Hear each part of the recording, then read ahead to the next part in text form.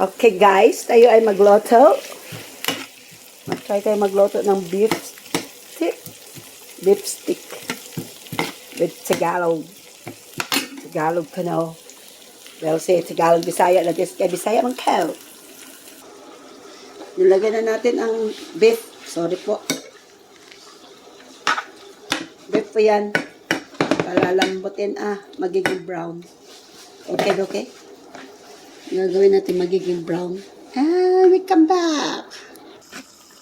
Yan, takpan natin po. Yan, madali lang. And in 5 minutes, we'll be done. Okay? Dali lang yan lutuin. Beef kasi yan eh. Right guys, tikpan natin guys, no? Parang mukhang masarap na. At ang mouth-watering na po. But. Natin. Maalat. Maalat po. Lagyan natin ng suka. Sukang konti, no? Yan. Iyaan lang natin yan for another 5 minutes. Ng potatoes. Kasi super maalat po. Nasobrahan ko yata ng toyo. Hindi ko na po nilagyan ng asin yan. Toyo lang. Ang daming toyo kasi dito eh.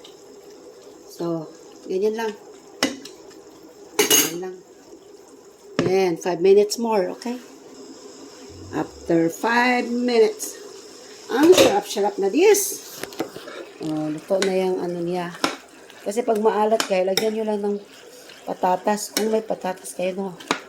Pero mas maganda talaga lagyan ng patatas. Bili na lang kayo isang piraso. Kasi maalat talaga kanina, kaya nilagyan ko ng patatas. At ngayon, luto na yan. Let's eat na. At ako'y gatam na gatam. Gatam na des. Alright, thank you for watching. Tayo magsaing na. Magsaing. Maghukad na tayo. Ayan. Yan po ang ating plating. Ayan po. Lagyan natin ng konting sabaw.